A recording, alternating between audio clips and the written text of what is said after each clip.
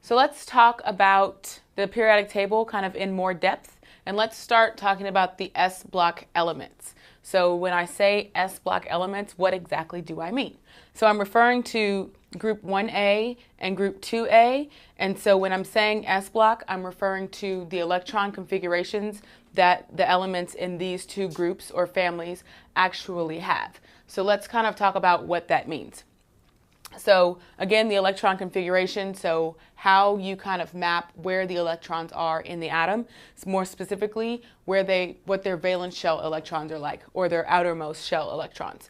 Okay, so remember that the S valence shell can have 2 electrons maximally, and one of them is spin up and one of them is spin down, right? So they're spin paired. So more specifically, group 1A elements are the alkali metals, and so these guys include lithium, sodium, potassium, rubidium, cesium, and francium. So they have 1 valence electron, so 1 electron in their outermost shell. So they also have low ionization energies, and that makes them very reactive. So when something has a low ionization energy, that just means that the ability of a nonmetal basically to come remove the electron from the outermost shell it doesn't take very much energy. It's low ionization energy, so it can kind of just come pluck it out. So basically, when it loses that electron, that means that it's oxidized and it forms a +1 ion. So for instance, sodium will form sodium plus ion. Usually that happens with a nonmetal. Remember, the nonmetals are off to the right-hand side of the periodic table. So for example, sodium and chloride. So sodium will form a plus ion, chlorine will form a minus ion. And so these guys, because they're so reactive and they're so willing to lose that 1 electron, they exist in nature only as compounds. So let's move to the neighboring group, which are the group 2A molecules. And so, atoms. So these guys are the alkali earth metals, group 2A, and they have 2 valence electrons. So 2 electrons in their outermost shell.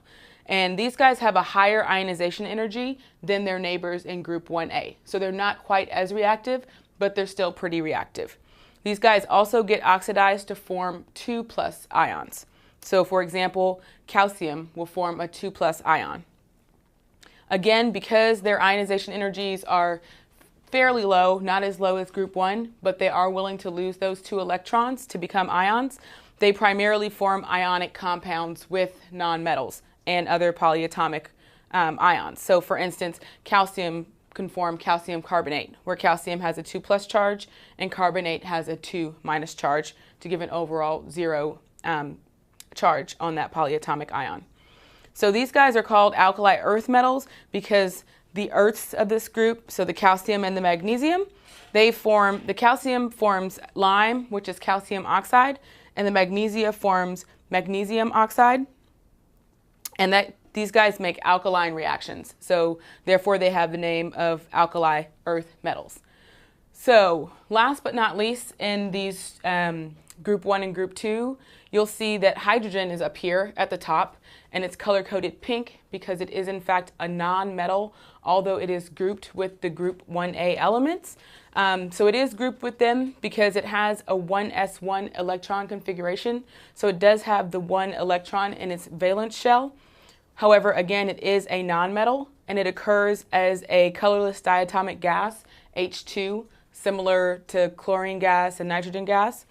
So it's grouped here because the ionization energy of hydrogen is higher than that of group 1A, so it has a lesser tendency to lose that 1 electron and become a proton than, say, sodium does to lose its electron and become sodium plus, but it does in fact lose an electron.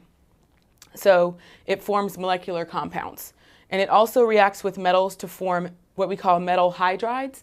And when hydrogen is in the form of a hydride, that means it actually has a negative charge on it. So it can form a metal hydride, say, with sodium. So that would be sodium and hydride together. Sodium having a plus charge, hydride having a negative charge. So the fact that hydrogen can form a hydride with a negative charge is all the more evidence that it does not have the same properties as its other group 1A counterparts. And that is S block elements.